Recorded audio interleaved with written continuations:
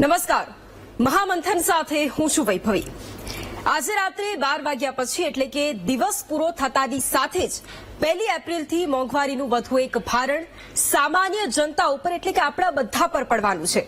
એટલા માટે કારણ કે national highway authority of India દ્વારા નેશનલ હાઈવે પર ટોલ ટેક્સમાં 5 રૂપિયાથી 40 રૂપિયા સુધીનો વધારો ઝીકાયો છે અને આ ભાવ વધારો આવતીકાલથી રાજ્યના વિવિધ ટોલ પ્લાઝા પર લાગુ પણ થઈ જશે। અમદાવાદ વડોદરા એક્સપ્રેસ વે અમદાવાદ વડોદરા વચ્ચે national highway 48 Palanpur national highway પરના ટોલ પ્લાઝા પર ટોલ ટેક્સ વધારી દેવામાં આવ્યો છે। દાખલા તરીકે અમદાવાદ વડોદરા વચ્ચેના એક્સપ્રેસ વે પરથી પસાર થતી કાર જીપ માટે પહેલા 135 રૂપિયા ચૂકવવામાં આવતા હતા, હવે આવતીકાલથી તેમાં વધારો થયો છે એટલે હવે 140 રૂપિયા ચૂકવવા પડશે। તે જ રીતે બસ અને ટ્રક જેવા મોટા વાહનો માટે ટોલની રકમ 465 રૂપિયા હતી અને તેના બદલે હવે 480 રૂપિયા થઈ ગઈ છે। જો કે એ વાત પણ ધ્યાને લેવા જેવી છે કે અમદાવાદ વડોદરા એક્સપ્રેસ વેના ટોલ ટેક્સમાં 10 મહિનામાં આ બીજી વખત 5 રૂપિયાનો વધારો કરાયો છે અને તે જ રીતે રાજ્યના અલગ અલગ ટોલ નાકા પર તમારે હવે વધારે ટોલની રકમ ચૂકવવી પડશે। અહીંયા રાજ્યના વિવિધ ટોલ પ્લાઝા પર ટોલના ભાવમાં જે વધારો થયો છે માત્ર તેની વાત નથી, પરંતુ વાહન ચાલકોના મુસાફરી ખર્ચમાં પણ હવે જે વધારો થવાનો છે વાત તેની છે। મોંઘવારીના આ સમયમાં જ્યાં વારંવાર કંઈક ને કંઈક મોંઘું થઈ રહ્યું છે અને તેમાં પણ વધુ બોજ જ્યારે સામાન્ય માણસ પણ હવે આવતીકાલથી પડવાનો છે વાત તેની છે। અનેક હાઈવેની સ્થિતિ ખૂબ જ ખરાબ છે। જે ટોલ દરમાં વધારો થાય છે તો પછી રસ્તાઓની સ્થિતિ કેમ નથી સુધરતી? ટોલ ટેક્સ વધે પણ લોકોને સારા રસ્તા ક્યારે મળશે? કંપનીઓને ફાયદો કરાવવા માટે લોકો પાસેથી વધારે વસૂલાત કેમ કરવામાં આવે છે? ખરાબ રસ્તા માટે ટોલ કંપનીઓને કોઈ પૂછનારું છે કે પછી નથી? આ તમામ સવાલો પર આજે કરીશું મહામંથન।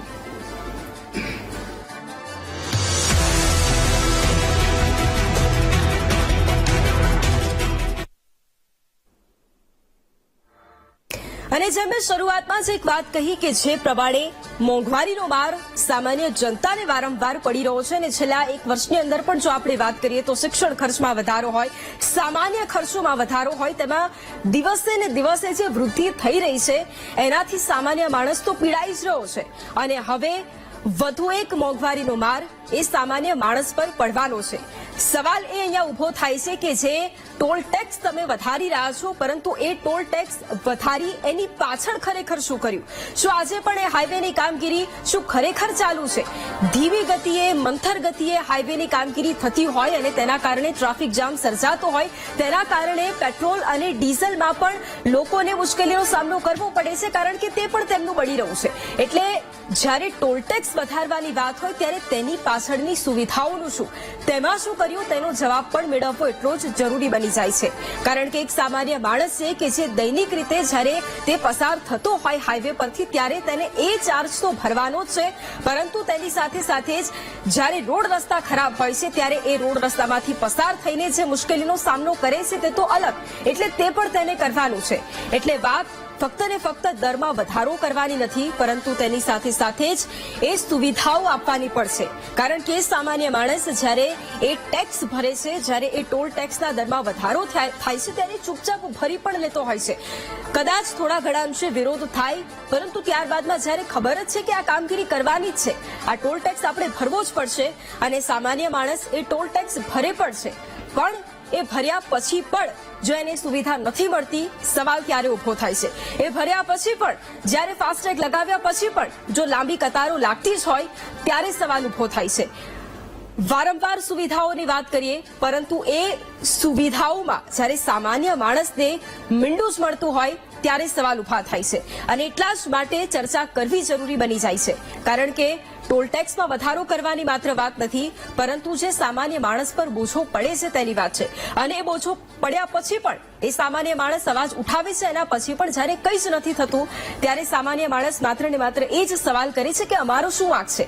કારણ કે સુવિધાઓના નામે જ્યારે મીંડું હોય અને એમાં પણ ટેક્સમાં વધારો લેવાતો હોય ત્યારે એ સવાલ થવા ખૂબ સ્વાભાવિક છે અને એટલા જ માટે મહામંથનમાં આજે આ ચર્ચા કરવાની છે કે જે સામાન્ય માણસ ખરેખર ટોલ ટેક્સ ભરે છે, એ સામાન્ય માણસ જ્યારે દૈનિક પસાર થાય છે ત્યાંથી અને એને ખબર છે કે આવતીકાલથી ટોલ ટેક્સમાં વધારો થવાનો છે ને ભરવો જ પડશે, પરંતુ ત્યાર પછી પણ આવતીકાલથી શું સુવિધાઓમાં કંઈક વધારો થશે? તો કદાચ એનો જવાબ કોઈની પાસે નથી. એ કદાચ એ જવાબ સરકાર પાસે પણ નહીં હોય, કદાચ એનો જવાબ એ સામાન્ય માણસ પાસે પણ નહીં હોય, કારણ કે એણે માત્ર જે એને કહેવામાં આવે છે તે કરવાનું છે, પરંતુ એના પછી શું થવાનું છે તેનો જવાબ કદાચ કોઈની પાસે નહીં હોય. અને એટલા જ માટે સવાલ એ પણ થાય કે ટોલ ટેક્સ તો વધારી રહ્યા છો, પરંતુ એ રસ્તાઓ જે ખરેખર એક સામાન્ય માણસ ઝંકી રહ્યા છે, સારા રસ્તાઓ, એ તમને ક્યારે મળશે? અને એટલા જ માટે ચર્ચાની શરૂઆત કરવી છે. ચર્ચા માટે આપણી સાથે જોડાયા છે ભારતીય જનતા પાર્ટીના નેતા હિરેનભાઈ કોટક, આપણી સાથે કોંગ્રેસ નેતા ડોક્ટર નિકુલભાઈ પટેલ પણ જોડાયા છે, સાથે જ ઓલ ઇન્ડિયા મોટર ટ્રાન્સપોર્ટ કોંગ્રેસના પ્રેસિડેન્ટ જીતેન્દ્ર સંઘવી પણ આપણી સાથે જોડાયા છે, સાથે જ સુરત ટેક્સટાઇલ ગુડ ટ્રાન્સપોર્ટ એસોસિએશનના સેક્રેટરી નેહાલભાઈ બુદ્ધ તેઓ પણ આપણી સાથે જોડાયા છે, અને અખિલ ગુજરાત વાહન સંચાલક ટ્રસ્ટના ચેરમેન મેઘજીભાઈ ખેતાણી પણ આપણી સાથે જોડાયા છે. આપ તમામનું સ્વાગત છે મહામંથનમાં. સૌથી પહેલા હિરેનભાઈ તમને જ સવાલ કરું છું, કારણ કે ટોલ ટેક્સ વધાર્યો છે અને સ્વાભાવિક રીતે જ્યારે વધારતા હોય ત્યારે એની સુવિધા પાછળ પણ એટલું જ ધ્યાન આપવું પડે, કારણ કે જ્યારે આપણે વધારે વસૂલાત કરીએ છીએ ત્યારે કોઈ પણ વ્યક્તિ એ હાઈવે પરથી પસાર થાય ત્યારે એ સુવિધાઓને પણ એ ઝંખે, એ સારા રસ્તાઓને પણ એ ઝંખે. એટલે સવાલ એ જ છે કે ઘણા બધા હાઈવે એવા છે કે જેની સ્થિતિ ખૂબ ખરાબ છે. શું આ વ્યાજબી છે કે એ સ્થિતિ સુધારવાની તો સાઈડ પર રહી, એ સ્થિતિ સુધારવાની વાત તો બીજે રહી, પરંતુ ટોલ ટેક્સના દરોમાં વધારો કરી દેવો? બંધ બેસતો અને સાચો સવાલ છે. સારો સવાલ કરતા સારો સવાલ એટલા માટે છે કે આ તમે જે વાત કરી આખી પ્રસ્તાવના અને તમારો જે પ્રશ્ન છે એ પ્રસ્તાવનાથી આપણે જઈએ તમારા પ્રશ્ન તરફ. ખાસ કરીને આપણે આ જે વધારો ઝીક્કાયો છે, એ ઝીક્કાયો બીકાયો નથી, એ કરાયો છે. પહેલી વાત એ એટલા માટે કે જે ડેવલપિંગ એરામાં જ્યારે પણ આ જેવી રીતે સ્થાપન ખર્ચમાં વધારો થાય એ જ રીતે નિભાવ ખર્ચમાં પણ વધારો થાય. આ સ્વાભાવિક વસ્તુ છે. અને હું ખાસ એ જણાવી દઉં તમામ દર્શક મિત્રોને પણ કે જે વધારો થાય છે એ જે વધારાનો જે ગુણોત્તર છે એની સાપેક્ષમાં એ વધારો 0.4% છે. એટલે કે એક્ઝેક્ટલી જે વધારો કરવાનો થતો હોય જે પ્રમાણે એ માનાંક પણ છે એના, અને એ નિયમો છે એ તમામ વિશ્વના દેશો દ્વારા પાળવામાં આવતા હોય છે. અને એ નિયમો પ્રમાણે જો વધારો કરવામાં આવે તો એ વધારો કદાચ અસહ્ય કહેવાય અથવા એને ઝીકાયો પણ કહેવાય. પરંતુ આપણે યુરોપના દેશોની વાત કરીએ, અમેરિકાની, ઓસ્ટ્રેલિયાની પણ વાત કરીએ તો એ દેશોમાં મેં વાત કરી એ મુજબ એ સાપેક્ષમાં એ ગુણોત્તરમાં એ વધારો છે એ માત્ર 0.4%, એટલે કે આપણે 28માં ક્રમે આવી છે વધારો કરવામાં, ખાસ કરીને એ બાબત. બીજી આપણે જે વાત કરી મુજબ સુવિધાઓ, સ્વાભાવિક રીતે આજે જયારે લોકો ટોલ ટેક્સ ભરતા હોય, રોડ ટેક્સ ભરતા હોય, નવું વાહન લે ત્યારે સ્વાભાવિક રીતે એ રોડ ટેક્સ ભરતા હોય છે, તો સ્વાભાવિક રીતે એમની આશા અપેક્ષા હોય કે એમને એ સુવિધા પણ એટલી સારી અને યોગ્ય સમયે મળતી રહે. હવે આપણે એક સમયમાં પાછળ જઈએ, ગુજરાતથી વાત કરીએ તો દાખલા તરીકે કોઈ સૌરાષ્ટ્રમાં જાય છે તો બાવડા પહોંચે એટલે ટ્રાફિક જામ થતો હોય ને લોકો એમાં ઘણી બધી અસુવિધા અનુભવે, ટ્રાફિક જામના કારણે હેરાન થતા હતા. પરંતુ આજે જયારે નવા સેતુઓ, નવા બ્રિજ બન્યા છે ત્યારે એવી જ રીતે જેવી રીતે આપણે સુરત, બરોડા, મુંબઈ, આપણે જે લોંગ ડિસ્ટન્સ આપણે ટ્રાવેલ કહીએ એમાં જઈએ ત્યારે જયારે આપણે રસ્તામાં આણંદ પહોંચીએ, આપણે અલગ અલગ વડોદરાની વાત કરીએ તો વડોદરામાં પણ જે રીતે ડાયવર્ઝન આપીને જે હાઈવેને બે જગ્યાએથી ડાયવર્ટ કરવામાં આવે છે અને સીધો જ હાઈવે છે એ સડસડાટ આપણે નીકળી જઈએ છીએ, એ સ્થિતિ પહેલા નહોતી. એના કારણે આપણે ઘણી અસુવિધા અનુભવતા ચોક્કસપણે, પરંતુ એ અસુવિધાઓ સંપૂર્ણપણે સમાપ્ત થઈ. નવા કોરિડોરના કારણે આપણે મુસાફરી સેંકડો કલાકોમાં કરતા એ માત્ર કેટલાક કલાકોમાં પહોંચી જઈએ છીએ. ત્યારે પણ લોકો જે વાહન ચાલકો છે એ આશીર્વાદ દેતા હોય છે. હવે દાખલા તરીકે જે ટોલ ટેક્સમાં બેન વધારો થાય છે વૈભવબેન, એ જે વધારો થાય છે એના કારણે આપણને વિચાર આવે કે ઘણીવાર મોંઘવારી પણ વધતી હોય. ખાસ કરીને અહીંયા ઉલ્લેખ કરવો એ ખાસ જરૂરી છે, જે આપણી પ્રસ્તાવમાં પણ આવ્યો હતો ઘણું સારું હતું કે આપણે ગુજરાતમાં સ્ટેટ ટેક્સ છે એ ખાનગી વાહનો ઉપર બિલકુલ નથી લેતા. જો સરકારને માત્ર કમાણી કરવાની મંશા હોય તો માનનીય મુખ્યમંત્રી સાહેબે જે આ કન્ટિન્યુ કરેલું છે કે આપણે ખાનગી વાહનો ઉપર ટેક્સ નથી લેવાનો, તો એ નથી લેતા, એ ચાલુ કરી દીધું જો કમાણી કરવી હોત તો.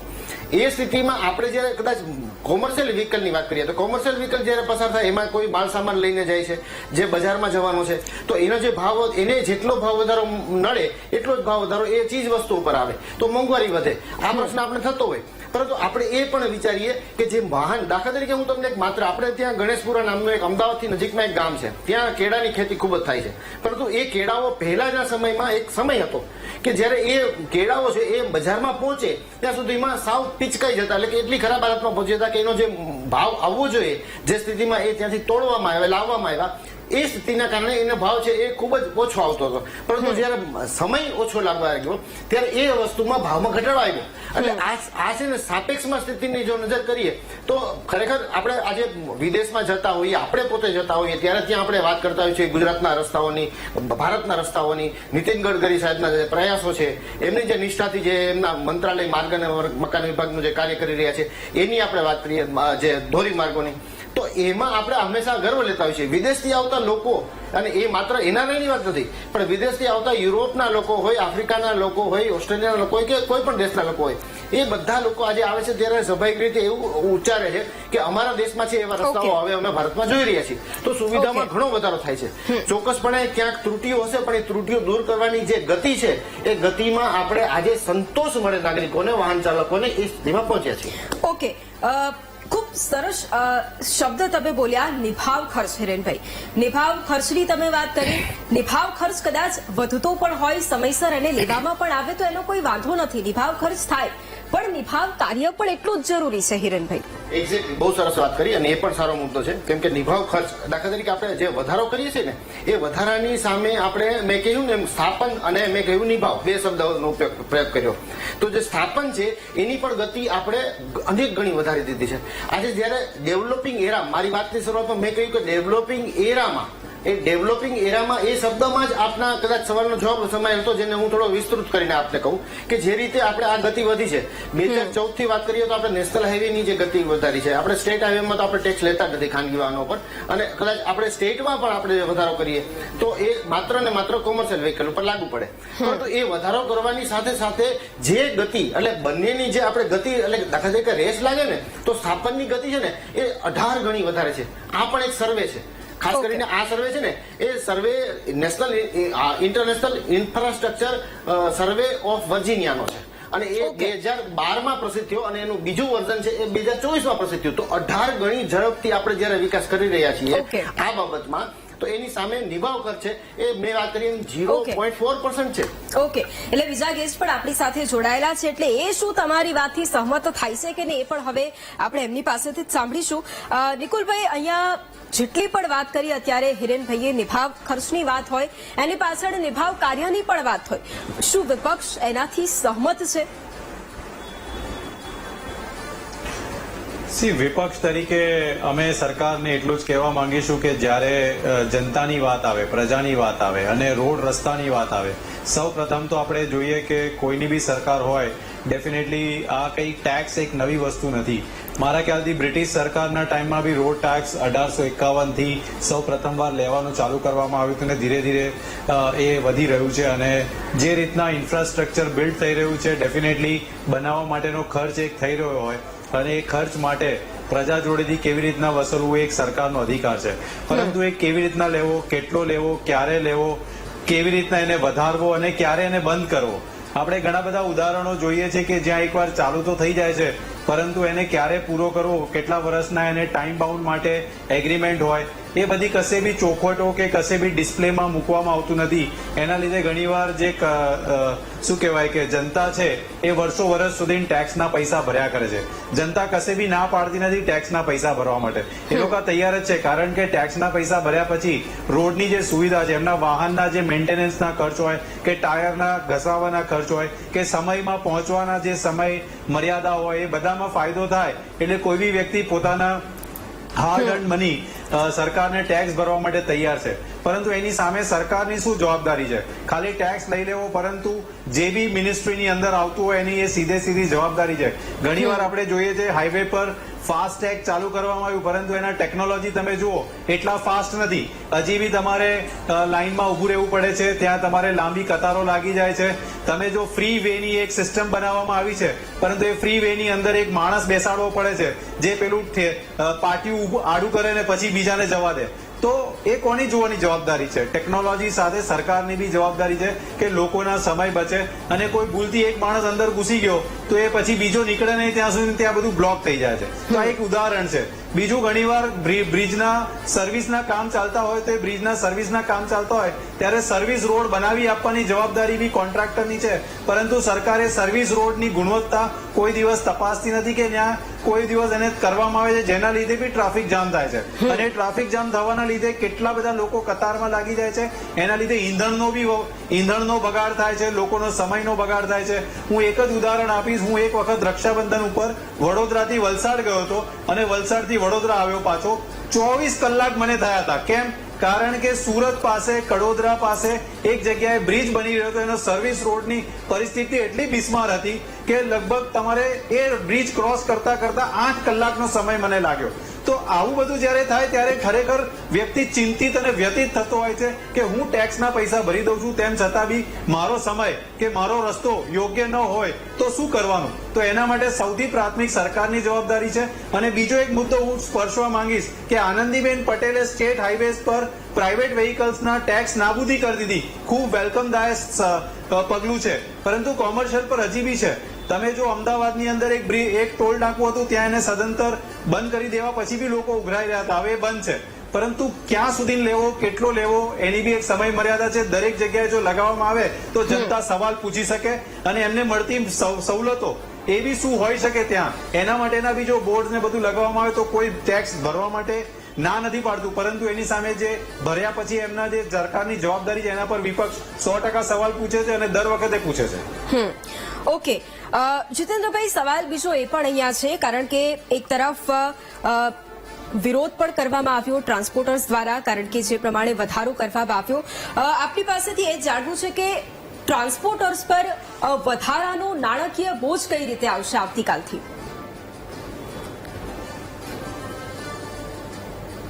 એક મુદ્દો એવો છે કે જે કંઈ બી આજની તારીખમાં કોઈ ટ્રકનું ભાડું હોય એ ભાડાની અંદર આ ટોલ ટેક્સ, ડીઝલનો ખર્ચો, ટાયરનો ખર્ચો આ બધી ઉમેરાઈ જતું હોય છે. હવે જ્યારે જો આ ખર્ચાની અંદર જો વધારો થવાનો એટલે ઓટોમેટિક એ ભાડાની અંદર વધારો થઈ જશે અને એ ભાડાનો વધારો અલ્ટિમેટ તો પ્રજા ઉપર જ પડશે. આ તબક્કે 2-3 વાત મારે ધ્યાનમાં લેવી છે. હિરેનભાઈએ જેમ કીધું કે ભાઈ પ્રાઇવેટ ગાડીઓની ઉપર આનંદીબેન શ્રીમતી આપણા આનંદીબેન પૂર્વ મંત્રી હતા, મુખ્યમંત્રી હતા, એમણે ટોલ નાબૂદ કર્યો. પણ તાજ્જુબ હશે, અમને કદાચ અધૂરી માહિતી છે હિરેનભાઈ પાસે, દર વર્ષે જે કોન્ટ્રાક્ટર છે એને આપણા ખિસ્સામાંથી એટલે ગુજરાતના પ્રજાના ખિસ્સામાંથી અલગ પૈસા આપવામાં આવે છે. એવરી ટાઈમ, એવરી યર એક વાર. બીજી વસ્તુ, કોઈ પણ વસ્તુની અંદર જેમ નરેશભાઈએ કીધું કે એ પ્રમાણે ક્યાંક તો અટકવાની વાત આવવી જોઈએ.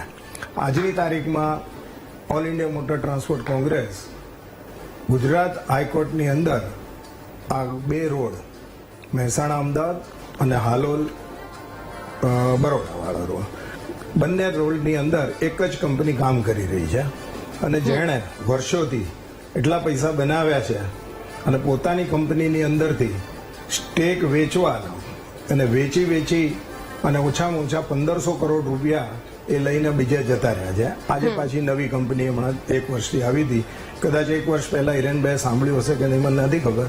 અદાણી પોતે આ રોડનો કોન્ટ્રાક્ટ લઈ અને 3100 કરોડ રૂપિયા સરકારને આપવા માંગતા હતા. આ બંને રોડની ઉપર 16%ની ભાગીદારી ગુજરાત સરકારની છે. એ બધા કદાચ પબ્લિકને ખબર બી નથી. એટલે આ બધી માહિતીઓ છુપાવવાનો કોઈ અર્થ નથી, વાત નથી. અને છેલ્લા 3.5 વર્ષથી અમે ગુજરાત હાઈકોર્ટની અંદર અમે અપીલ કરેલી છે અને અપીલ દાખલ કરેલી છે, જેના કોઈ પ્રોપર જવાબ સરકાર દ્વારા આપવામાં જ નથી આવતા. એટર્ની જનરલ પોતે પણ આવીને અહીંયા આગળ રજૂઆતો કરી ચૂક્યા છે, પણ એનો જે કંઈ નિર્ણય આવવો જોઈએ એ આજ દિવસ સુધી આવ્યો નથી. એટલે અમારી તો જે સરકાર પાસેથી અપેક્ષાઓ હતી એનાથી તો કંઈ થયું નહીં. પ્લસ તમને એક બીજી વાત જણાવી દઉં, નેશનલ હાઈવેના જે રોડનો દર છે એની કરતા ગુજરાત સ્ટેટનો જે હાઈવે આ બંને ટોલ ઉપર જે લેવામાં આવી રહ્યો છે એ ઓછામાં ઓછો 1.5 ગણો વધારે છે, જેની માહિતી ક્યારે સરકારે આપી જ નથી. કે નેશનલ હાઈવે જયારે આપણે કેન્દ્ર સરકાર ₹3.85 જે ટોલને પાસ કરતી હોય અથવા તો એનો બેઝિક પ્રાઇસ એ છે અને એની અંદર આ વસ્તુ થતી હોય એની જગ્યાએ આ બંને ટોલની ઉપર લગભગ 5 રૂપિયા ને 69 પૈસા જેવો એવરેજ આપણે કાઢીએ બે ટોલનો ભેગા કરીને તો લગભગ 5 રૂપિયા ને 70 પૈસા. એટલે બેઝિક પ્રાઇસમાં જ જયારે તમારો આટલો મોટો ડિફરન્સ હોય અને એની અંદર પાછો વધારાની વાત આવતી હોય, આ બિલકુલ ગેરવ્યાજબી વાત છે. Okay. કોઈ પણ લોજિક નથી. અને આ એક અમારા લોકોના હિસાબે તો આ એક કમાવાનું એક સાધન થઈ ગયું છે. બિલકુલ. નેહલભાઈ, આપને સવાલ એ છે કે જ્યારે પણ સ્વાભાવિક રીતે પરિવહન ખર્ચ પણ આ બધાના કારણે ઘણી વખત વધી જતો હોય છે અને એમાં પણ જ્યારે આ બધા ખર્ચાઓને આપણે બાદ પણ કરીએ ને જ્યારે આવું ટોલ ટેક્સ વધી જતો હોય એકંદરે અને એમાં પણ જ્યારે વિરોધ સતત થઈ રહ્યો હોય ત્યારે ખરેખર આપની પાસેથી એ પણ જાણવું છે કે ટેક્સટાઇલ ઉદ્યોગ પર આની કેટલી અસર પડતી હોય છે? મેડમ, સૌથી પહેલા તો હું વીટીવી ન્યૂઝનો આભાર માનું છું મને આ લાઈવમાં ડિબેટમાં જોડવા માટે. બીજી વાત મેડમ, તમે જે કહો છો આનો ફરક શું પડે તો હું તમને કહી દઉં કે આની પહેલા બી લાસ્ટ યર ટોલ ટેક્સ વધારા માટેનું મહામંથન તમારા ચેનલ દ્વારા જ કરવામાં આવ્યું હતું. મેં એ ટાઈમે બી એ જ વાત કીધી હતી કે આ જે પણ વસ્તુ ટોલ ટેક્સમાં કે જે પણ વધારો થાય છે એની સીધી ઇફેક્ટ બધી પબ્લિકને જાય. કેમ કે અગર ટોલ ટેક્સ વધશે તો સ્વાભાવિક છે કે ગાડીના ભાડામાં વધારો કરવામાં આવશે. ગાડીનો ભાડો વધશે તો જે ગાડીની અંદર મટીરિયલ જાય છે, ધારો કે ટેક્સટાઇલ હોય, અનાજ હોય કે જે પણ વસ્તુ હોય, એ વસ્તુમાં બી ભાડાના લીધે એની પણ કિંમત વધશે. તો એનો સીધો ઇફેક્ટ આમ જનતા પર બી થાય છે. અને બીજી વસ્તુ કે આ ટોલ ટેક્સ વધારો દર વખતે કરવો એ રીતની સુવિધા રોડ પર મળવી જોઈએ જે ગાડીવાળાઓને, એ નથી મળતી. તમે ટોલ ટેક્સ વધારો કરો છો તો એની સામે સુવિધા આપો ને, રોડ સારા કરો, ડ્રાઈવરોને સુવિધા આપો, રસ્તામાં રેસ્ટ રૂમ બને, ડ્રાઈવરોને તકલીફ ના પડે, એના માટે નાઇટ પેટ્રોલિંગ થાય. એ કાંઈ નથી થતું. ખાલી આ લોકોને વધારો કરીને જનતા પર બોજ નાખવો છે. સુવિધાના નામ પર આપવા માટે આ લોકો પાસે કાંઈ નથી. દર વર્ષે તમારું થર્ડ પાર્ટી ઇન્સ્યોરન્સ વધી જાય, ટાયરના રેટ વધી જાય, ઓલ ઇન્ડિયા પરમિટના રેટ વધી જાય, ટોલ ટેક્સ વધી જાય, બધાય મારા ટ્રાન્સપોર્ટર પર બોજ આવે અને એ ટ્રાન્સપોર્ટર બોજ પછી પબ્લિક પર નાખે. કેમ કે એની કોસ્ટિંગ કાઢે ક્યાંથી? એ એના જેબના પૈસા નાખીને તો ગાડીઓ ચલાવવાથી રહ્યા, એમનું પ્રોફિટ લોસ કરીને તો ગાડીઓ ચાલવાની નથી. સીધી જ ઇફેક્ટ આ બધી પબ્લિક પર જાય છે આની. બિલકુલ સાચી વાત છે. અને મેઘજીભાઈ, એ જ સવાલ આપને પણ છે કારણ કે સ્વાભાવિક રીતે હાઈવે પરથી જ્યારે પસાર થતા હોય આપણને ખ્યાલ છે કે આવતીકાલથી ટોલ ટેક્સ વધી રહ્યો છે અને આપણે ભરવાનો જ છે, પણ એ સુવિધાઓનું શું? અને ખરેખર એ સુવિધાઓ જ્યારે ન મળે તો સ્વાભાવિક રીતે સવાલ પણ ઉભા થવાના છે.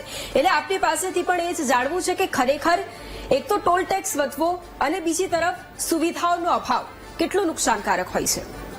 આની અંદર બેન એવું છે કે પહેલો મુદ્દો તો નેશનલ હાઈવે ઓથોરિટીએ એ નક્કી કરવું જોઈએ કે કેટલા કિલોમીટર ઉપર કેટલો ટેક્સ છે, ટોલ આવશે. એમ ગડકરી સાહેબે એક વખત એવું બોલ્યા હતા કે 60 કિલોમીટર પછી જ બીજો ટોલ હોવો જોઈએ. તો ઘણી જગ્યાએ ગુજરાતની અંદર બી એવા નાકાઓ છે જે 60 કિલોમીટરની અંદરમાં નાકા લાગી ગયા છે. બીજું જેમ બધા મારા ઘણા બધા મિત્રોએ કીધું કે ગુણવત્તાનો પ્રશ્ન 100% છે.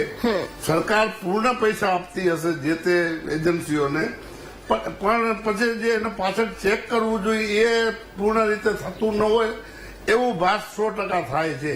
એ આપણે અત્યારે ગુજરાત રાજ્યમાં યા અન્ય જગ્યાએ જઈએ છીએ બાય રોડ તો આપણે એનો ભાસ 100%. હું આજે સવારે ભુજથી નીકળીને અમદાવાદ આવ્યો છું તો સુરજબારી નાકા ઉપર આ તકલીફ નથી કારણ કે એમનું ચાલતું નતું આ ફાસ્ટેગનું પેલું, તો 15-20 મિનિટ એમાં લગાડી દીધી. પછી ઓલું એક દંડીકું લઈને આવે વળી આગળ આમ લગાડે તો એમાં વળી ખોલે.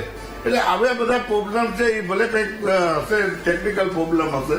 આ બધામાંથી એમને જોવું એના કારણે ટ્રાફિક, કારણ કે એ બધા હેવી રોડ છે એના કારણે ટ્રાફિક પાછળ બહુ જામ થઈ જાય છે. અને એક વખત ટેલર જો આગળ પાછળ થઈ ગયા તો ટેલર વસ્તુ એવી છે કે જલ્દી એને આ રીતે વર્કર કાઢી ના શકે. નાની કાર હોય તો ઠીક છે, તમે ગમે એ રીતે આમ તેમ કરીને કાઢી જાઓ, પણ એટલે આ બધી વસ્તુમાં એમ લોકોએ ખરેખર ધ્યાન દેવું જોઈએ. અને રોડનું તો 100% અકસ્માત આટલા રોડો સારા બન્યા પછી હજી મારા પીડા એ છે કે આપણે ત્યાં હજી પર મિનિટે એક માણસનું અકસ્માતમાં મૃત્યુ થાય છે. હા, એમ શેના માટે? તમે નથી કરી શકતા ક્વોલિફાઈડ લોકોને કે હું તો એમ કહું છું કે એમાં મારી કઈ એવું હોય અમારા ડ્રાઈવરોને તમે ટ્રેનિંગ આપો હાઈવે પર ઉભા રાખીને, કે કોઈ એવા કોઈ કાર્યક્રમો લાવો જેથી કરીને ડ્રાઈવરને ખબર પડે કે જેમ હમણાં પોલીસ કમિશનર સાહેબે અમને બોલાયા હતા કે તમારા ડ્રાઈવરોને કહો કે તમે સિંગલ લાઈનમાં ચાલે, સારો એ લોકોનો વ્યૂ હતો એમ. તો આવા બધી કંઈક આપણને વિચારવું પડશે કે કોઈ અકસ્માતમાં કોઈના ઘરનો દીવડો બુઝાય નહીં એમ. સૌથી પહેલી આપણે આના ઉપર બહુ જ ભાર આપવાની જરૂર છે, કારણ કે આપણે દેશ વિદેશમાં જઈએ છીએ, ભલે આપણે ત્યાંની પોપ્યુલેશન આપણી પોપ્યુલેશનમાં ઘણો બધો ફરક છે, પણ છતાંય આપણે આટલા બધા પૈસા ખર્ચ્યા પછી આપણે રોડ સારા નથી કરી શકતા. એમાં સરકારનો નથી, આપણે સરકાર ઉપર બ્લેમ નથી કરતા, સરકાર તો પૂરા પૈસા જે તે એજન્સીઓને આપતી હોય છે, પણ એના પછીનું જે કામ જોવાનું હોય છે જે તે અધિકારીઓને કે એમને ધ્યાન રાખવાની જરૂર છે. ઓકે. અને દર્શકો, જે પ્રમાણે આ મુદ્દો અત્યંત ગંભીર મુદ્દો પણ અને મહત્વનો મુદ્દો પણ છે, કારણ કે અકસ્માતોની સંખ્યા પણ એટલી જ વધી રહી છે અને તેના માટે, કારણ કે ખરાબ રોડ રસ્તા હોવાનું પણ એક મુખ્ય કારણ તેના માટેનું છે.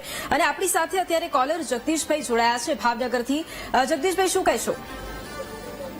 બેન, એમાં છે ને અત્યારે આ બે પક્ષ વાળા છે ને, ભાજપ વાળા અને કોંગ્રેસ વાળા, એ બે ને પ્રશ્ન છે. જી. હવે રોડ રસ્તા કે સારા નથી. બીજા નંબરમાં જે કોંગ્રેસ વાળા વિપક્ષમાં છે, તો એ લોકો વિરોધ કરે, આ લોકો કોઈ એનું સાંભળતા નથી. અને ગમે ત્યારે ભાજપ વાળા ગમે ત્યારે આવે એટલે જેમ તેમ બોલે, ઓલા લોકોને બોલવાનું છે. બેન મને 2 મિનિટ આપજો. બીજા નંબરમાં કોઈનો કોઈ સાંભળતું નથી. મોંઘવારી છે વધતી જાય છે, એમાં કોઈ ઘટાડો થતો નથી. બીજા નંબરમાં આ લોકો કોઈનું સાંભળતા નથી. ગામડાની અંદર તમે આવો પરિસ્થિતિ જુઓ, અને આ લોકોને છે ને તમે ભાજપ કોંગ્રેસને ડિબેટમાં લાવવાનું બંધ કરજો. જગદીશભાઈ, આપનો જે સવાલ છે એ થોડું ટૂંકમાં જણાવજો. તમે પબ્લિકનો સવાલ, જે પબ્લિક તમને જે કહે છે કે નહીં, એ આ લોકો કોઈ સાંભળતા જ નથી. એટલે તમે છે ને ભાજપ કોંગ્રેસને હવે ડિબેટમાં લાવવાનું બંધ કરો. જગદીશભાઈ, આપનો સવાલ એક વખત જણાવજો. ઓકે, આપણી સાથે સોમનાથથી પ્રદીપભાઈ પણ જોડાયા છે. પ્રદીપભાઈ, આપનો સવાલ. હું એક કહેવા માંગુ છું કે અમારે ગીર સોમનાથ જિલ્લાની અંદર ડારી ટોલ નાકાથી થઈ ને અમારે આ 60 કિલોમીટરની અંદરના 3 ટોલ નાકા આવે છે. આમના ધારાસભ્ય, અમારે વેરાના ધારાસભ્ય પણ હમણાં સંસદની અંદર વિધાનસભામાં મુદ્દો ઉપાડ્યો હતો. જી. હા, તો એનું તો કઈ ત્યાં લોકલ, અમે તો 20 કિલોમીટરના અંતરમાં આવીએ છીએ, છતાંય અમારી પાસેથી ટોલ લેવામાં આવે છે. તો અમે લોકોને કહીએ કે ભાઈ અમે તો 20 કિલોમીટર તો કે લોકલ પાસ કઢાવો. તો નીતિન સાહેબનું પણ કીધેલું છે કે 60 કિલોમીટરની અંદરમાં ટોલ ના. જી. આપના ડિબેટની અંદર હું કાયમી ડિબેટ જોવો જ છું, તો હું ભાજપના પ્રવક્તાને કહેવા માંગુ છું કે યનભાઈ શું છે, ઉઘાડી લૂંટ જ ચાલે છે. હજી ત્યાં ટોલ નાકા રોડ હજી ત્યાં બન્યા નથી. ભાવનગર નેશનલ હાઈવે 2014 ની અંદર બનેલો કામ ચાલુ છે, 2025 આવી ગયું, હજી તો અડધી જગ્યાએ કામ ચાલુ છે. તો એ પેલા એ લોકો ઉઘરાણું ચાલુ કરી દીધું છે. ઓકે, આભાર પ્રદીપભાઈ. અને એ જ સવાલ છે દર્શકો, આપ પણ ફોન લાઈન પર અમને જે પણ આપના સવાલ છે એ પણ અમને પૂછી શકો છો. અને હિરેનભાઈ, એ જ સવાલ જે સામાન્ય વ્યક્તિનો એ જ સવાલ હોય છે કે સુવિધા નથી અને એના પહેલા જ ખર્ચ વધારી દેવામાં આવે છે. એટલે આખરે સવાલ એ જ છે. એમણે પણ એ જ સવાલ કર્યો. લોકલ પાસની પણ એમણે વાત કરી કે 60 કિલોમીટરની અંદર જ તેમને ટોલ ભરવો પડે છે અને એના માટે સતત એમણે રજૂઆતો પણ કરી છે. એટલે સવાલ આખરે સામાન્ય માણસનો જ આવીને ઉભો થઈ જાય છે કે સુવિધા નથી મળતી, ટોલ ટેક્સ વધારે છે. સુવિધાની બાબતમાં મેં પહેલા વાત કરી મુજબ વિદેશથી આવતા લોકો અથવા વિદેશ આપણે જતા હોય ત્યારે પણ આપણે આ બાબતની ચર્ચા કરીએ છીએ અને આપણે આ ઘણા બધા ધોરીમાર્ગો વિશે પણ આપણે વાત કરી છે. સુવિધામાં ઘણો વધારો થતો જ રહે છે, એ તો એક વાસ્તવિકતા છે. પરંતુ મારા જે કોલર મિત્ર હમણાં કહી રહ્યા હતા એ મુજબ એમને ભાવનગરમાં ક્યાંક એવી જગ્યા છે જ્યાં માત્ર 7 કે 8-10 કિલોમીટરમાં જ એમને એમનો જે પાસ છે એ કઢાવવો ન પડે એવી એક માંગ કરી રહ્યા હતા. પરંતુ આપણે જયારે દાખલા તરીકે કોઈ વિકલાંગ છે, કોઈ વૃદ્ધ વ્યક્તિ એટલે કે સિનિયર સિટીઝન છે અથવા કોઈ દિવ્યાંગ વ્યક્તિ છે કે અન્ય જેમને પણ છૂટછાટ મળે છે, એમને જે છૂટછાટ મળતી હોય એના માટે સ્વાભાવિક રીતે એમણે જે પાસ કઢાવવા જોઈએ એ પાસ કઢાવવા ખૂબ જરૂરી છે. નહીં તો ક્યારેક છે ને એનો દુરુપયોગ પણ થતો હોય. દાખલા તરીકે હું છે એ 70 કિલોમીટર જવાનું છું, પરંતુ હું 7 કિલોમીટર પ્રશ્ન પર જ છું. ફક્ત વાત નથી, વાત અહીંયા એ જ છે કે એમનો સવાલ એ છે કે એમણે વારંવાર રજૂઆત કરી છે, સુવિધા નથી, વાત એ છે પાસ કઢાવવાની વાત નથી. એમણે કહ્યું 7 કિલોમીટરમાં મારે પાસ કઢાવવાની વાત કરે છે સરકાર. એમણે એ વાતને જ એ રીતે મૂકી છે કે એ મને આ પાસ કઢાવવાનો પણ પ્રોબ્લેમ છે અને સુવિધાની પણ વાત કરે. ચલો, એ ભાવનગર વાળો જે રસ્તાની વાત કરે છે કે 2014માં કામ શરૂ થયું અને 2024-25 સુધી હજુ એ કામ પૂરું નથી થયું. તો એ એ તો લોકો સ્વીકારો છો ટોલ તમે, કરાવે છે, એ સ્વીકારો right? આ છો પ્રશ્ન હતો કે નતો? હા, એ તમે સ્વીકારો છો કે હજી સુધી કામ? ના, હજી હું જવાબ આપું છું. એ જવાબ સ્વીકારો છો ચાલુ કે છે. નથી? સ્વીકારવાનું શું છે? ખોટી વાત સ્વીકારવાની નથી યાર. પૂરો જવાબ સાંભળી લો ને પછી જે હા, કહેવું એ કહેજો. ઓકે. હું તો મને તો પેલા વિપક્ષો ટોકતા હોય તો એન્કરો ટોકે છે. સમજવાની વાત એટલી છે ભાઈ બેન, વાત સાંભળી લો, પૂરી જવાબ સાંભળી લો, પછી જે તમારે કેવું એ કહેજો. હવે મારે પણ તમને એમ કેવું પડશે કે તમારા વારામાં તમારે જે કેવું કહેજો. બેન, વાત સંભળાવું તમને 2014-2025 વચ્ચે આ પ્રશ્ન હતો. હિરેનભાઈ, હું તમને બિલકુલ ટોકતી નથી. જે સવાલ એમનો હતો એ સવાલ પર પાછા લાવવાની એ મારી ફરજ છે. જે કામ મેં કર્યું છે એમાં મેં ક્યાંય તમને ટોક્યા નથી અને એ જવાબ આપવાની તમારી ફરજ છે. ટોકવાની વાત ક્યાંય નથી. હવે તમારો જવાબ કન્ટિન્યુ કરો. સવાલ એમનો હતો એટલા માટે મેં તમને સવાલ જે એમનો હતો એટલા માટે મેં તમને એ સવાલ કર્યો છે. એ સવાલનો જવાબ દર્શકને આપવાની જરૂર છે. હવે તમે તમારી વાત સાંભળી લો. હવે સાંભળી તો લો, ટાઈમ ના બગાડો. 2014-2025માં એમણે કીધું કે કામ ચાલુ જ છે હજુ અને હવે ટોલ નવા સુગરાવાનું શરૂ થઈ ગયું છે. આ એમનો પ્રશ્ન હતો, રાઈટ? એક્ઝેક્ટલી. હવે સાંભળો તમે, આ નિયમ શું છે એ સમજાવું તમને. NHI નો નિયમ છે અને સાથે સાથે સ્ટેટનો પણ આ નિયમ છે કે 70% વધારે કામ થઈ ગયું છે રોડનું, એનો ટોલ છે એ 30% સુધી ઉઘરાવાનું શરૂ કરી શકાય. હવે અહીંયા 88% કામ પૂરું થઈ ગયું છે જે હાઈવેની એ વાત કરે છે ત્યાં, અને સ્વાભાવિક રીતે એનો ટોલ ઉઘરાવી શકાય. એટલે જે થઈ રહ્યું છે કાયદેસર થઈ રહ્યું છે. અને રોડ કેવા છે એ જે લોકો ભાવનગર, અમદાવાદથી ભાવનગર જતા હોય, અમરેલીથી ભાવનગર જતા હોય અને ભાવનગર અન્ય રૂટ ઉપર જતા હોય, બધાને ખબર છે કે હવે કઈ સ્થિતિ છે આપણી પાસે. બીજા વાહન, હજુ પણ એક વસ્તુ જે એક્સિડન્ટની વાત છે એ બહુ મહત્વનો અને અગત્યનો પ્રશ્ન છે. મારા એક મિત્રએ બહુ સરસ વાત કરી છે કે હાઈવે પર થતા એક્સિડન્ટ. હવે દાખલા તરીકે હાઈવે ઉપર થતા એક્સિડન્ટ, ટોલ નાકા ઉપર લાંબી કતારોની વાત કરીએ તો ટોલ નાકા ઉપરની લાંબી કતારોની બાબતમાં આપણે જે ફ્રી લેન છે એ ફ્રી લેનમાંથી જ ખાનગી વાહનો નીકળવાનું એવું સ્પષ્ટપણે બોર્ડ લગાવેલું હોય છે જે 3 ભાષામાં હોય છે. એ ભાષામાં સ્વાભાવિક રીતે લોકોએ જોઈને અથવા નિશાનીથી પણ હોય છે અભણ લોકો માટે, તો એ ત્યાંથી પસાર થવાનું. એને બદલે જ્યારે એ લોકો કોમર્શિયલ વ્હીકલ વાળી લેનમાં ઘૂસે ત્યારે સ્વાભાવિક રીતે એમાં એમની પાસે એ ટેક્સ નથી ઉઘરાવવામાં આવતો, પરંતુ એ સમયનો બગાડ કરતા હોય છે. આ સ્થિતિના કારણે કતારો લાગતી હોય છે. એક બીજી વાત કરીએ કે ટોલનું જે ટોલ સ્કેન કરે છે એ સ્કેનર જે એના છે એ સ્કેનર છે એ બધા ખરાબ નથી હોતા. આ સ્થિતિ છે એ રેર કેસમાં બને છે. સ્વાભાવિક રીતે કોઈ પણ ઇલેક્ટ્રોનિક ગેજેટ હશે એમાં ખરાબી આવશે તો એને તાત્કાલિક સુધારી દેવામાં આવે છે. અને જે દંડીકુ શબ્દ મારા મિત્ર વાપરો એ એકચ્યુઅલમાં એ હેન્ડી સ્કેનર છે. એ હેન્ડી સ્કેનર લઈને તાત્કાલિક એ વ્યક્તિ ત્યાં આવીને સ્કેન કરીને આગળ જવા દે છે. આપણે પૈસા દેવા, છૂટા દેવા એ બધી વાર નથી લાગતી. તો ગતિ વધી છે. ઠીક છે. ફાસ્ટ ટ્રેકની પણ શું સ્થિતિ છે એ ખ્યાલ છે. દિલીપભાઈ કોલર આપણી સાથે ઉપલેટાથી જોડાયા છે. દિલીપભાઈ, વૈભવીબેન, એક તો આ તમે આજે આ ટોલ ટેક્સ નો મુદ્દો લીધો છે એ બદલ ધન્યવાદ. જી, મારો પ્રશ્ન એ છે કે અમારે ઉપલેટાથી રાજકોટ 110 કિલોમીટર થાય, તો એ એટલા 110 કિલોમીટર ની અંદર 3 ટોલ પ્લાઝા છે. એમાં દુનિયાની પાસેનું જે તો એકદમ મોંઘું છે, સમજી લ્યો. અમારે અહીંથી પેટ્રોલના ખર્ચ કરતા ટોલ ટેક્સ નો ખર્ચો જાજો આવે છે, તમે માનશો? બહુ જ ખર્ચો આવે છે. અને જેતપુર થી રાજકોટ ની વચ્ચે કામ ચાલુ છે, એની વચ્ચે 2 ટોલ ટેક્સ, એટલું કામ 30 ટેક્સ નું ચાલુ છે, છતાં 2 ટોલ ટેક્સ. અને આ લોકો, આ ભાજપના ભાઈ હિરેનભાઈ કોટક ને તમે જે કઈ પ્રશ્નો પૂછો છો એ પ્રશ્નને એ લોકો ડાયવર્ટ કરે છે. અહીંયા તમે જે પ્રશ્ન પૂછો એનો જવાબ જ નથી આપતા. એ લોકો કોઈનું સાંભળતા જ નથી. આ રીતના કઈ તો હોય જ નહીં ને, સમજી લ્યો. આવી રીતના ના હોય. અને આ તમે હિસાબ કરો, અમારે પેટ્રોલ કરતા ટોલ ટેક્સ નો ખર્ચો જાજો આવે છે. 100 કિલોમીટરમાં 3 ટોલ નાકા. અને રોડ કેવા, તમને રોડમાં વચ્ચે જો ડિલિવરી આપણે પ્રેગ્નેન્ટ હોય કોઈ લેડીઝ તો એને ડિલિવરી થઈ જાય રસ્તામાં, એવા તો રોદા છે રસ્તામાં. બોલો. હવે તમે આ ભાઈને કયો, આ લોકો એમ કે એની પરિભાષા એ છે કે લોકો અમને પ્રેમ આપે છે. તો લોકો પ્રેમ આપતા હોય તો એમની આઈને તમારે બેવફાઈ કરવાની. કઈક રીત રાખો, કઈક રીત રાખો. ઓકે દિલીપભાઈ, ઓકે. આપણી સાથે જેતપુરથી કાંતિભાઈ પણ જોડાયા છે. જે કાંતિભાઈ, બિલકુલ. તો અહીંયા સવાલો ઘણા બધા છે અને અગેન હિરેનભાઈ એ જ વાત આવીને જે આપણા કોલર હતા એમણે પણ એ જ વાત કહી છે. અહીંયા નિકોલભાઈ, અહીંયા સવાલ એ છે કે એક વિપક્ષ તરીકેની જયારે જવાબદારીની વાત આવે તો વિપક્ષ માટે જયારે ફક્ત ટોલ ટેક્સની વાત નહીં પરંતુ એની અંદર પણ ટોલ ટેક્સ વધારવાની સાથે સાથે પણ જે બેસિક મુદ્દાઓ છે જેમ કે રોડ ખરાબ હોવો, નબળી કામગીરી હોવી, મંથર ગતિની કામગીરી હોવી એ પણ એટલા જ મહત્વપૂર્ણ મુદ્દાઓ છે. કારણ કે જ્યારે કોઈ વ્યક્તિ ટોલ ટેક્સ આપે છે ત્યારે સ્વાભાવિક રીતે એની સાથે સુવિધાઓ પણ માંગે છે. વિપક્ષ માટે આ મુદ્દો કેટલો મહત્વનો છે અને શું વિપક્ષ આગામી સમયમાં આ મુદ્દાને લઈને લડશે કે પછી એક રાજકીય મુદ્દો થોડા સમય માટે રહી જશે?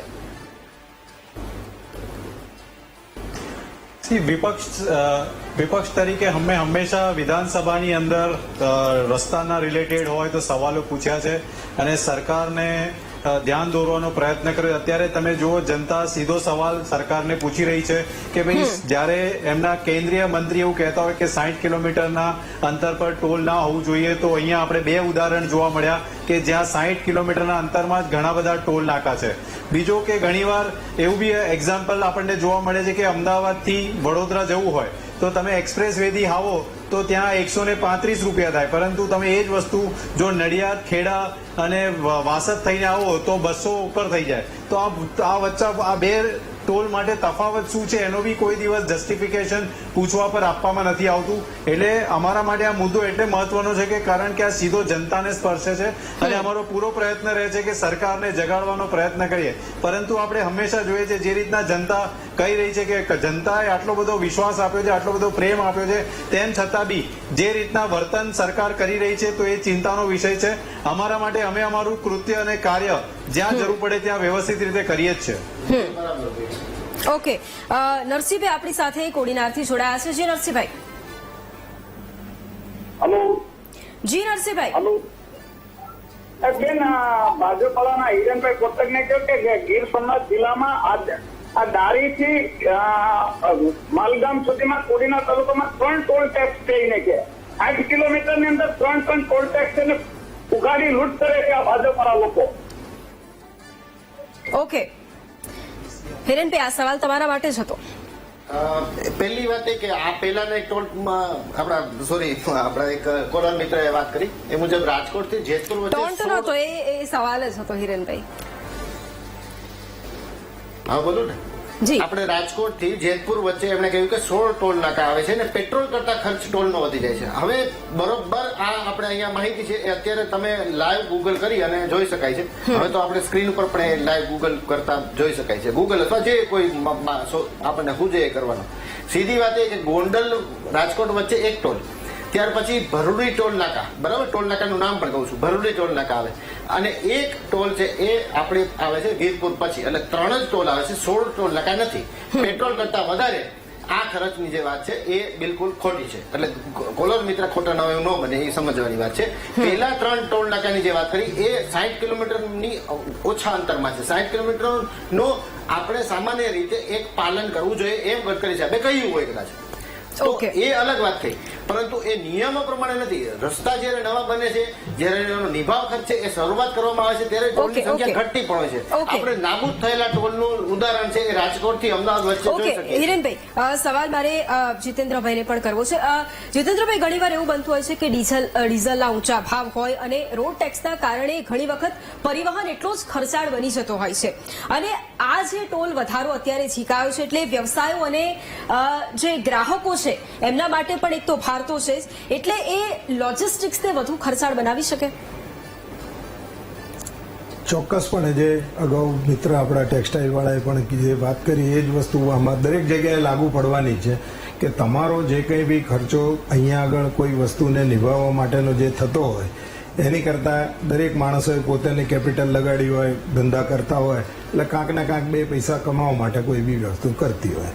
હવે જો આ રીતે કાયદેસર જે ખરેખર ટોલ લેવાનો જ નથી, જ્યાં આગળ આ ટોલ પતવા આવી ગયો છે એમને પૈસા વસૂલ કરી લીધા છે, તે છતાં જ્યારે આ ટોલને બંધ કરવાની વાત છે અને ત્યાં આગળ ઓલરેડી આ બધી વસ્તુની ચર્ચા ચાલી રહી છે, તો એવા વખતે ટોલની અંદર આ ભાવ વધારો શા માટે કરવામાં આવે છે એનું કોઈ લોજિક નથી. પહેલી વાત. નિભાવ ખર્ચની હિરેનભાઈ જે વાત કરી એ પ્રમાણે આમ ગણો ને તમે તો જે ટોલ ઉપરથી પૈસા વસૂલ થઈ ગયા હોય ત્યાં આગળ યુઝર ફીની અંદર જે છેલ્લો ટોલ રહ્યો હોય એના 40% પૈસા નિભાવ ખર્ચ પેટે લેવા એવો એક કેન્દ્ર સરકારનો નિયમ છે.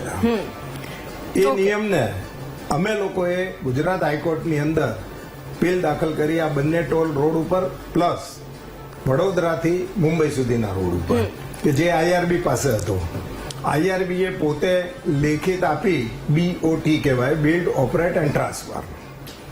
BOT ના પ્રમાણમાં આઈઆરબીએ 2022 ની અંદર આ રોડ સરકારને પરત આપી દીધો.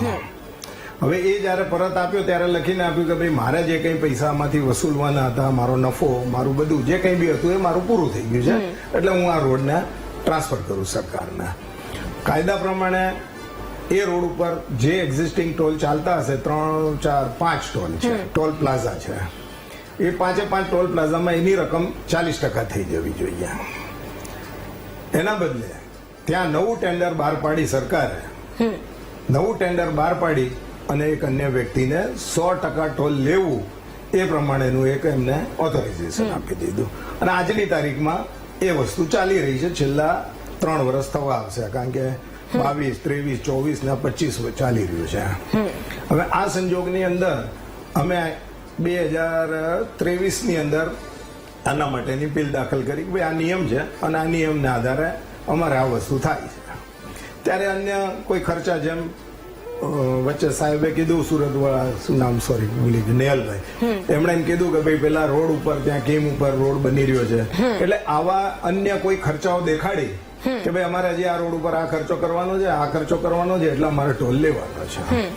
તો હવે એને નિભાવ ખર્ચમાં ગણવો કે નવા ખર્ચમાં ગણવો, હજી સુધી કોઈ સમજ અથવા તો આ લોકો તરફ, સરકાર તરફથી ક્યારેય પણ અમને આ વાતની કોઈ ખુલાસો થયો નથી, પહેલી વાર. હવે આ જો પ્રમાણે ચાલશે, અને તમને એક માહિતી બીજી બી આપી દઉં, 2024 ઓક્ટોબર મહિનામાં કેન્દ્ર સરકારે આ નિયમને બાજુમાં મૂકી અને નવો નિયમ ઉભો કરી દીધો કે સરકાર જ્યારે જે ટોલ ઉપર જેટલો ચાહે એટલો ટોલ કન્ટિન્યુ કરી શકશે. ઓકે, એટલે વાત જ પતી ગઈ આ વાતની. એટલે આ જીવન દરેકે દરેક વ્યક્તિઓએ ટોલ ભરવાના જ છે. હિરેનભાઈ વાતો કરે છે ઓસ્ટ્રેલિયા, ન્યુઝીલેન્ડની, એ પ્રકારના રોડ તો પહેલા બનાવો. આજે અમે લાસ્ટ મેઘજીભાઈ બી અમારી સાથે જ હતા, ડીજીપી સાથે અમારી મુલાકાત થઈ હતી. એ વખતે ત્યાં આગળ રોડ એન્ડ બિલ્ડ વાળા પણ એન્જિનિયર સાહેબ બી બેઠા હતા. એમણે બહુ સ્પષ્ટતાપૂર્વક કીધું કે ભાઈ રોડના એન્જિનિયરિંગની અંદર ગરબડો છે અને એને કારણે જ આ બધા અકસ્માતો થાય છે. મોટા ભાગના અકસ્માત, બધા થાય છે એવું નથી, પણ મોટા ભાગના અકસ્માતો રોડ એન્જિનિયરિંગને કારણે, એટલે ખામીભરી રોડ એન્જિનિયરિંગ છે.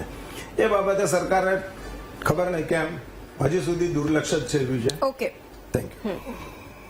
બિલકુલ. અને એટલે જ એક સવાલ નેહલભાઈને પણ બંદોબસ્તો થોડો આમાં એટલા માટે છે કારણ કે નેહલભાઈ, સ્વાભાવિક રીતે ઘણી વખતે એ જાળવણીની વાત પણ અત્યારે જીતેન્દ્રભાઈએ કરી, એટલે જ એ સવાલ છે કે ઘણી વખત એવું થાય કે રોડ રસ્તાની સ્થિતિ એટલી ખરાબ હોય, સ્વાભાવિક રીતે એ ટોલ ટેક્સ તો આપણે આપી જ રહ્યા છે, પરંતુ જે રસ્તાની સ્થિતિ હોવી જોઈએ ઘણી વખત તે નથી હોતી, એટલે એના લીધે જે ઈંધણનો વપરાશ થાય છે એમાં પણ વધારો થાય છે, પરિવહન ખર્ચ તો સ્વાભાવિક રીતે વધી જ જતો હોય છે, પરંતુ એની સાથે સાથે જે શિપમેન્ટ હોય એમાં પણ ડિલે થતું હોય, ડિલિવરી ઘણી વખત કેન્સલ થઈ જતી હોય, એટલે એના લીધે પણ કેટલું નાણાકીય નુકસાન થતું હોય, કારણ કે ટોલ ટેક્સ તો ભરો છો, સામે સુવિધા નથી, એટલે એના કારણે આ બીજા બધા પણ પરિબળો છે કે જેની ઉપર સીધી અસર થાય છે. મેડમ, સૌથી પહેલી વાત તો જે તમે વાત કરી ટોલ ટેક્સ ભરવાની, મેડમ અમે ઓલરેડી એક ટ્રાન્સપોર્ટર જયારે એક ટ્રક ખરીદે ને એ ટાઈમે રોડ ટેક્સના લાઈફ ટાઈમના પૈસા ભરે, દર વર્ષે ઓલ ઇન્ડિયાના પૈસા ભરે, એ તો કમ્પલસરી અમારે ભરવાના હોય. આ ટોલ ટેક્સ જે અમે આપી છે સારા રોડ માટે આપી છે, પણ સારા રોડ તો બી મળતા નથી, અને એના પછી બી રોડ ના મળવા પછી બી દર વર્ષે ટોલમાં વધારો કરવો. અરે ભાઈ, તમે ટોલ ટેક્સ કેમ વધારો છો? એનું કંઈક અમને એક્ઝામ્પલ આપો કે ભાઈ અમે આ ડેવલપમેન્ટ કરી, કે આ રોડ પર આ ખાડા પડતા હતા એને પૂર્યા, કે અમે ડ્રાઈવરો માટે રેસ્ટ રૂમ બનાવી છે, કે નાઇટ પેટ્રોલિંગ ચાલુ રાખવાના છીએ, કે ડ્રાઈવરોને અસુવિધા ન થાય એની માટેની આ વસ્તુ અમે ઉભી કરી છે, તો તમે ટોલ ટેક્સમાં વધારો કરો. પણ દર વખતે ટોલ ટેક્સમાં વધારો કરવો, પણ એની પાછળનું મિનિંગ શું છે? તમારા કયા ખર્ચા એમાં વધી ગયા કે તમે ટોલ ટેક્સ વધારો છો? આજની તારીખમાં સુરત થી લઈને તમે સોનગઢ સુધી જાઓ, ત્યાં ટોલ ટેક્સ જે છે આપણું, અહીંયા હજીરાથી જે ગાડી જાય એને અહીંયા ભાટિયા વાળું ટોલ ટેક્સ એક આપવાનું અને સોનગઢ વાળું એક ટોલ ટેક્સ આપવાનું. બે જગ્યાએ ટોલ ટેક્સ આપવા પછી બી તમે રોડની હાલત જોઈ શકો છો કે કેવી છે. તો આટલું બધું ટોલ ટેક્સ આપવા પછી બી અગર 100 કિલોમીટર સુરત થી સોનગઢ જવામાં ટોલ ટેક્સ વધી જાય છે, 2 વાર લાગી જાય છે, અને એના અંદર બી રોડ સારા નથી. અને બીજું કે તમે અત્યારે હજી નવો એક્સપ્રેસ હાઈવે બને છે બોમ્બે અમદાવાદ, આપણે દિલ્હી બોમ્બે વાળો, એની ઉપર હું પોતે જઈને ડ્રાઇવિંગ કરેલી છે મેડમ. તમે અહીંયા જયારે આપણે ભરૂચથી હાઈવે પર ચડો છો દહેજ પાસેથી, ત્યાંથી વડોદરા સુધીમાં જે રોડ બન્યો છે મેડમ, કન્ટિન્યુઅસલી અહીંયા રોડના વચમાં ઉબડ-ખાબડ છે. નવા રોડની અંદર ગાડી અપડાઉન ચાલીને ચાલે છે. કેટલા બધા કાર વાળાઓના અહીંયા ટાયર પણ ફાટી ગયા છે. એની કમ્પ્લેન્ટ પણ કેટલી બધી થઈ છે. તો છતાં નવા રોડ ઉપર બી કોઈ ધ્યાન આપવાવાળું નથી, રોડ રિપેરિંગ વાળું કોઈ નથી અહીંયા. ઓકે, અને આપણી સાથે અત્યારે અમદાવાદથી કોલર કિરણભાઈ પણ જોડાયા છે. જે કિરણભાઈ, મારે હિરેનભાઈને પ્રશ્ન પૂછવો છે કે ગુજરાતમાં આપની 30 વર્ષની સરકાર છે, તો શું આ જનતા 30 વર્ષ સુધી આપે કોઈ જનતાને સારા રોડ જ ના આપ્યા? તમે એક્ઝામ્પલ સૌરાષ્ટ્રમાં તમે પ્રવાસ કરો છો ને, તો તમે જેટલો 3000 કે 3500 નો ગેસ પુરાવો ને એના વિલોવિલ 1000 થી 1500 નો ટેક્સ લોકો ટોલ ટેક્સ ભરે છે. તો મને ક્યાંક ને ક્યાંક એવું લાગી રહ્યું છે કે આવનારા સમયમાં જે પ્રમાણે ગુજરાતમાં 30 વર્ષની સરકાર હતી, લોકોને એવી આશા હતી કે ટોલ ટેક્સ મુક્ત આપણને સારા રોડ મળશે. એની જગ્યાએ દરેક જગ્યાએ જૂના રોડો હોય તો નવા રોડો કરીને લોકો જોડે ટોલ ટેક્સના ઉઘરાવાના બાને લોકોને જે આ મોંઘવારીમાં રાહત આપવાની જગ્યાએ આજે કોઈ માણસ પ્રવાસ નથી કરી શકતો ટોલ ટેક્સના દરે. તેનો ગેસ ગાડીમાં પુરાવે એના અડધો ખર્ચ ટોલ ટેક્સમાં છે. અને અમદાવાદથી 100 કિલોમીટર તમે કોઈ પણ જગ્યાએ જાઓ તો તમારે કઈ જગ્યાએ ટોલ ટેક્સ નથી આવતો. મારે હિરેનભાઈને પૂછ્યું કે 30 વર્ષની સરકારમાં તમે લોકોને સારા રોડ નથી આપ્યા, તો તમે સારા રોડ ક્યારે આપશો ને ટોલ ટેક્સ મુક્ત આ ગુજરાત ક્યારે બનાવશો તમે લોકો? 30 વર્ષ આપણા પૂરા થઈ ગયા. આપણી સાથે સાવરકુંડલાથી લાલજીભાઈ પણ જોડાયા છે. લાલજીભાઈ, હા મેડમ, ઇન્ટરવ્યુમાં જોડાવા બદલ તમારો ખૂબ ખૂબ ધન્યવાદ. જી, હું નાની વડોદરા ગામથી બોલું છું, સાવરકુંડલાના. જી, મારા ગામને જોડતો 3 ગામ છે. જી, 3 ગામનો રોડ હાલમાં ભાજપની સરકાર સુતાણી અને કેટલા 3 વર્ષ થઈ ગયા. એ રોડ એટલો હાલતમાં બિસ્માર હાલતમાં છે કે ન પૂછો વાત. હજી હાલમાં કોઈ જવાબ આપતા નથી. નાના ધારાસભ્ય મહેશભાઈ ટટવાલા છે, એમને કેટલી વાર મેડમ રજૂઆત કરી છતાં કોઈ એનું નિરાકરણ આવતું નથી. હજી હાલની તકમાં 3 ગામનો જોડતો રોડ છે. 15 કિલોમીટર 20 કિલોમીટર નો રોડ છે. એની હાલત એટલી ખરાબ છે કે કોઈ વાત પૂછો ના. બસ ભાજપના નેતા ખાલી વાતો કરવામાં માહિર છે. ઓકે. અને બિલકુલ એટલા જ માટે હવે સવાલો તો ઘણા બધા સ્વાભાવિક રીતે સામાન્ય જનતા પણ કરતી જ હોય છે. હિરેનભાઈ, આપની પાસેથી પણ હું બ્રેકમાં તેનો જવાબ લઈશ. અને એટલા જ માટે જ્યારે ટોલ ટેક્સ વધતો હોય ત્યારે સુવિધા પણ એટલી જ લોકો તેની માંગણી કરતા હોય છે. પછી એ ટ્રાન્સપોર્ટર્સ હોય, પછી એ સામાન્ય જનતા હોય, એ વાહન ચાલકો હોય કે ડેલી બેઝ પર અવર જવર કરતા હોય છે. એટલે સુવિધાની પણ એટલી જ માંગણી તેમની રહેતી હોય છે. અને એ જ મુદ્દે આગળ વેલકમ બેક. અને ટોલ ટેક્સમાં તો વધારો, પરંતુ ખરેખર જે સુધારો હોવો જોઈએ તે ક્યારે થશે એ સવાલ સાથે આજે મહામંથનની શરૂઆત કરી હતી અને તમામ લોકોના અભિપ્રાયો પણ લીધા. અને એની સાથે એક વિપક્ષ તરીકેની શું કામગીરી તેમની રહેવાની છે, શું ખરેખર તેઓ જવાબ માંગશે આગામી સમયમાં, જે જરૂરિયાત રસ્તાઓની ખરેખર છે તેને લઈને એના વિશે પણ વાતચીત કરી. એ પ્રયત્ન પણ સરકાર પાસેથી જાણવાનો કર્યો કે શું ખરેખર એ રસ્તાઓની જરૂરિયાત છે અને એ રસ્તાઓની જરૂરિયાત ખરેખર પૂરી થઈ રહી છે કે કેમ. અને એટલે એટલા જ માટે ફરી એક વખત ગેસ્ટ આપણી સાથે જોડાયેલા છે. બેગજીભાઈ, આપને એ સવાલ છે કારણ કે ફાસ્ટેગની અહીંયા વાત કરી હતી કે ફાસ્ટેગ નામ છે, પરંતુ ઘણી વખત એ કતારો પણ જોવા મળતી હોય છે. 20 મિનિટ સુધી ઘણી વખત રાહ જોવાનો વારો પણ આવતો હોય છે. એટલે એના માટે કોઈ એવી વ્યવસ્થા કરવાની જરૂર છે અથવા તો હજુ પણ એવા કોઈ સૂચનો મંગાવવાની જરૂર છે કે જેથી એમાં પણ ટોલ ટેક્સ તો આપી જ રહ્યા છે પણ એમાં પણ કંઈક સુધારો થઈ શકે કે જેથી એ કતારોથી પણ બચી શકાય, એ સમયનો વેડફાટ થાય છે એનાથી પણ બચી શકાય? મારા મિત્ર ભાઈ મારી બાજુમાં છે, એમને વાત કરી કે આપણે અલગ એક લાઈન હોય છે, 100% હોય છે, સાચી વાત છે. નાની કાર માટે અમુક જગ્યાએ છે, પણ હું આ લોકોને એ સમજાવવા માંગુ છું કે એસટીની બસ હોય, પેસેન્જર બસ હોય યા પેસેન્જર ટ્રાવેલિંગ હોય, એની બી લેનની કોઈ વ્યવસ્થા રાખવી જોઈએ. કારણ કે એની અંદર કોઈ આમ નાગરિકો બેઠા હોય, જે નાના છોકરાઓ હોય, વૃદ્ધો હોય. એસટીની બી બસો હોય એવી રીતના ઉભી રહે છે, ખાલી ખાનગી રહે છે એવું બી નથી. એટલે પેસેન્જર વ્હીકલ માટે કોઈ લેન બી આ લોકોને વિચારવી જોઈએ કે જેથી કરીને જે નાગરિક નીકળ્યો છે એ ટાઈમસર એના કામમાં ત્યાં પહોંચી શકે. અને જ્યાં સુધી ટેક્સનો વધારો છે, અમે અમારે બસનો ટેક્સ બેન ક્યાં માનો છો? અમારો મહિનાનો 45,000 રૂપિયા તો ખાલી ગુજરાતનો ટેક્સ છે.